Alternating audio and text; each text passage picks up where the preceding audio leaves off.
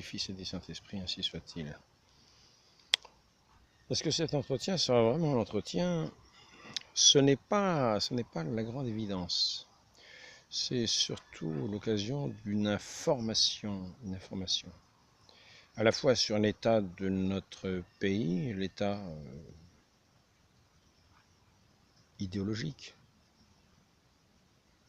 l'état de l'information, parce que nous sommes en ce moment dans une période, en France, de chaleur.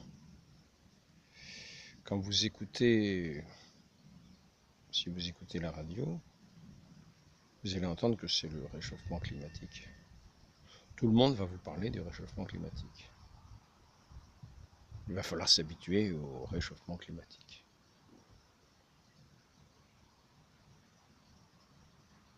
C'est en gros, c'est le langage obligé. Si vous ne dites pas que c'est le réchauffement climatique universel, mondial, vous n'êtes pas sur les bons clous pour avancer comme il faut dans la société, dans notre pays, dans notre pays.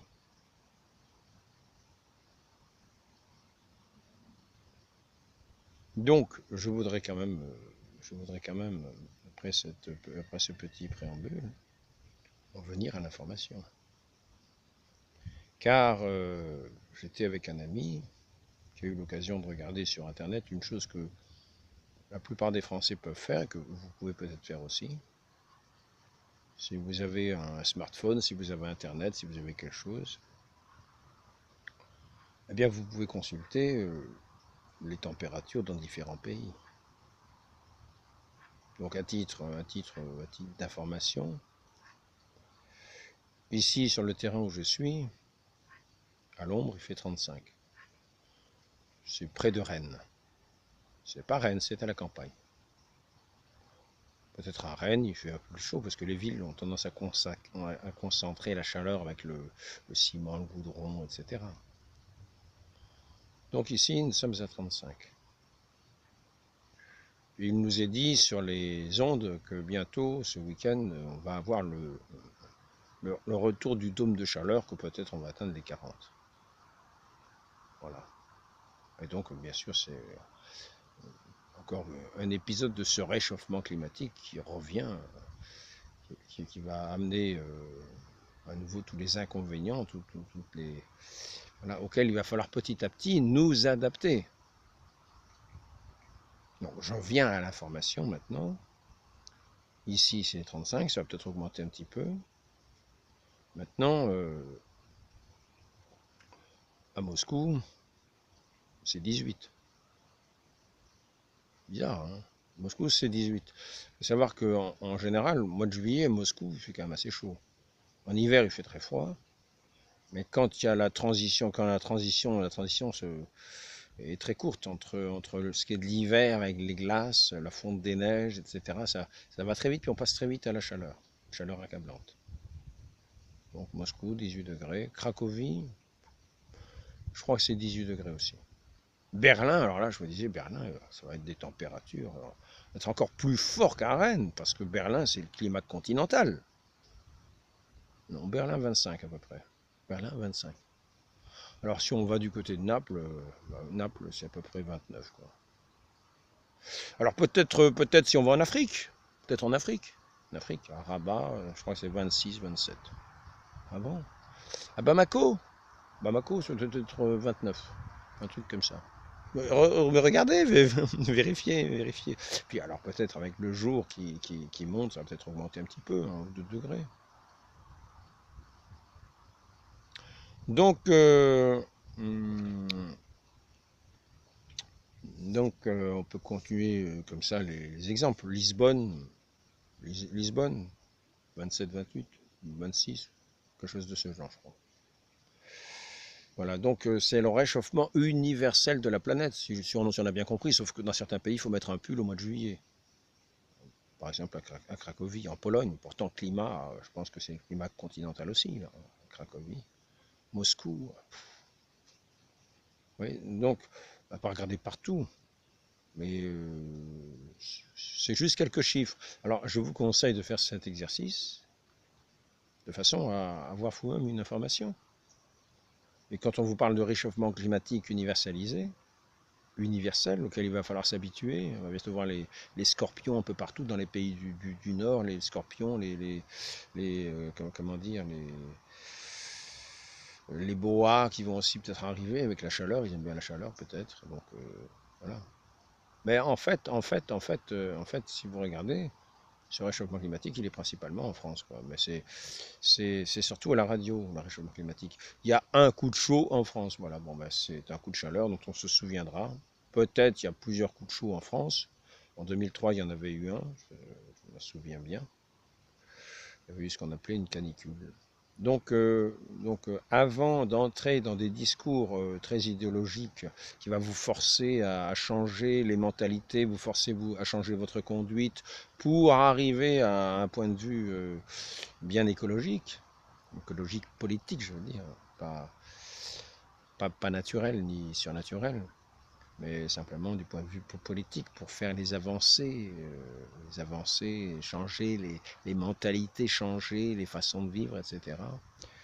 Donc, avant d'entrer dans ce discours et de l'accepter, avec les moyens modernes, regardez, consultez de temps en temps, consultez une fois par semaine, par exemple, les températures qu'il fait à l'étranger. Ce sera peut-être pas mal. Je sais que ma soeur va aller à Naples. À Naples, je crois qu'en ce moment, c'est moins de 30 degrés. Donc, c'est moins chaud à Naples qu'à Rennes. C'est moins chaud à Naples qu'à Montpellier. Montpellier doit être à 40. Là. Donc, il faut savoir qu'il y a une espèce de canicule qui sévit. En gros, la France semble en être comme un centre. Alors, j'espère qu'il n'y a pas une fabrique de chaleur souterraine dans quelques régions de France. Je dis ça en plaisantant. Mais, je dis ça en plaisantant, mais il y a tellement de mauvais esprits, mais surtout souterrains, qui sont bien logés, que rien n'est impossible. Si, si. À l'homme, c'est impossible. À Dieu, tout est possible. Donc, même le bien, et surtout le bien. Le bon Dieu, c'est surtout le bien. Donc, évitons de tomber dans un mensonge, même s'il est idéologique. Évitons de tomber dans des mensonges qui sont toujours des préludes révolutionnaires. Euh, informons-nous. Informons-nous. Voilà, mais cet entretien, il est juste pour s'informer. Quand on entend des bruits de ci, de là, que ce soit d'une maladie, informons-nous sur d'autres maladies qui paraissent semblables. Par exemple, quand on nous annonce des morts dans telle maladie, il suffit de regarder, par exemple, la grippe. À l'époque, c'est ce que j'avais fait. Pendant qu'on nous énonçait tous les morts qui tombaient chaque semaine, moi je regardais la correspondance annuelle, en gros la moyenne annuelle des personnes qui mouraient avec la grippe, du nombre de personnes. C'est peut-être pas très bien de faire ça, mais néanmoins je voyais qu'il n'y avait pas beaucoup de différence avec ce qui se passait pour la grippe. Donc je me disais c'est quand même étonnant de faire une propagande telle pour cette chose-là et de ne pas le souligner chaque année pour la grippe. Mais la grippe était dans nos habitudes. C'est-à-dire que, bah oui, on meurt de maladie, voilà. C'est une nouveauté, on meurt de maladie, on meurt aussi de la chaleur, il y a aussi des incendies, il y a aussi des fortes chaleurs à certaines époques, dont on se souvient quelquefois. Puis il y a aussi des grands coups de froid qui peuvent arriver, voilà. Bon. Maintenant, n'en tirons pas forcément des généralités, même si médiatiquement, c'est un discours qui veut généraliser. Voilà. Informons-nous, dans tous les domaines, dans tous les domaines. Quand on entend dire des choses qui sont étonnantes du point de vue de la foi, informons-nous, regardons le catéchisme. Il suffit de s'informer. Regardons le catéchisme. Il y a un catéchisme qui est l'enseignement de l'Église. C'est pas compliqué de regarder dedans quand on entend des choses un peu bizarres. Donc informons-nous aux sources sûres pour rétablir, pour éviter de tomber dans des travers d'idées de gens qui ont des idées un peu qui ne sont pas très lumineuses, même si elles sont éblouissantes.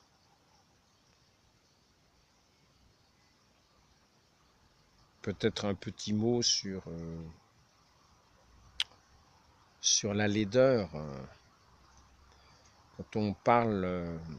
non, je vais peut-être plutôt faire un autre entretien sur ce sujet-là. Parce que je voulais parler, j'ai parlé récemment de la création nouvelle, de la beauté de la création nouvelle, qui a été introduite par notre Seigneur Jésus-Christ, qui est le premier-né de cette création nouvelle. Et je voudrais aussi parler justement de la laideur de ceux qui ne sont pas dans cette création nouvelle, mais qui sont plutôt du domaine du rejet de Dieu, dans l'injustice, dans ce qui correspond justement à la laideur. Et nous verrons que ceux qui malheureusement ne seront pas dans cette création nouvelle seront dans disons, paraîtront avec leur corps, mais ce ne sera pas le corps de gloire, ce sera un corps hideux. Et il sera à l'image des esprits hideux. Voilà, je pense que je vais peut-être développer cela dans un entretien, mais ce n'est pas sûr. Donc, voilà. Parce que récemment, j'ai parlé de l'enfer. Si vous n'avez pas entendu la vidéo, ça sera peut-être cet entretien sera peut-être mis un peu plus tard. Donc, il est intéressant de voir que s'il y a ce paradis, cette cité céleste qui est la beauté même, qui est dans la beauté, le resplendissement de tout ce qui est de la beauté de Dieu, eh bien il y aura ce lieu de malédiction qui ne respirera que la laideur de ceux qui ont refusé l'amour dans une totale injustice.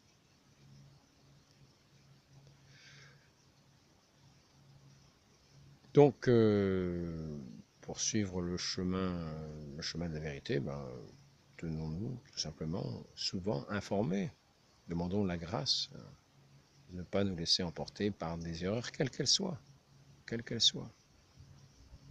Quelquefois, nous pouvons nous laisser emporter spirituellement par des mensonges qui n'ont rien de très spirituel, mais qui atteignent quand même ce qui est du domaine de la création. Donc, ne nous laissons pas emporter par des mensonges, que ce soit du domaine de la création, du domaine de ce qui est simplement, de ce qui est purement des choses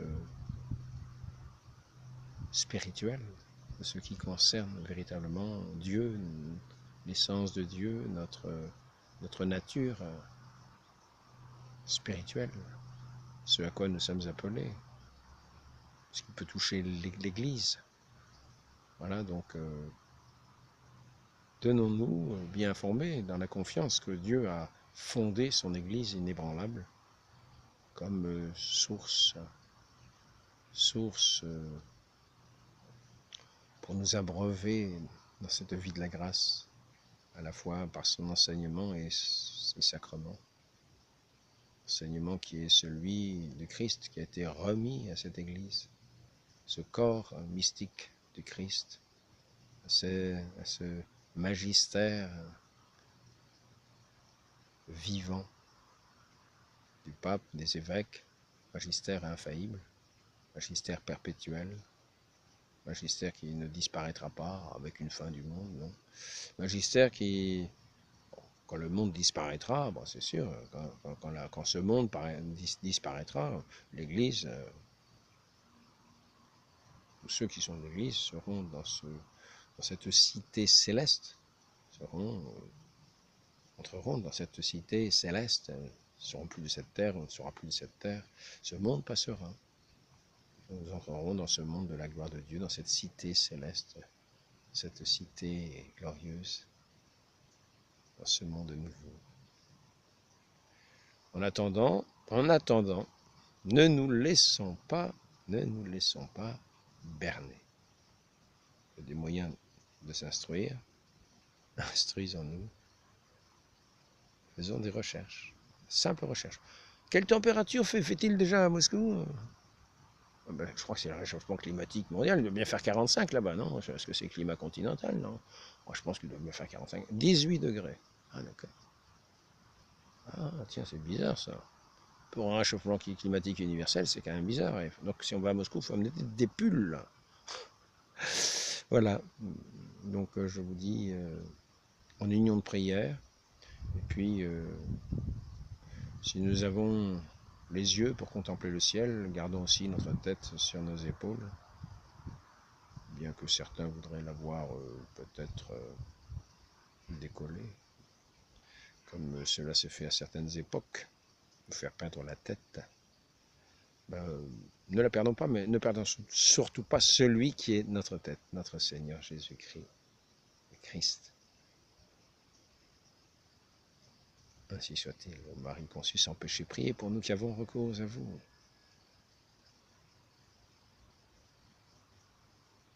Gardez-nous dans les voies sûres. Ne laissez pas emporter toute voie mensongère. Ainsi soit-il, au nom du Père et du Fils et du Saint-Esprit. Amen.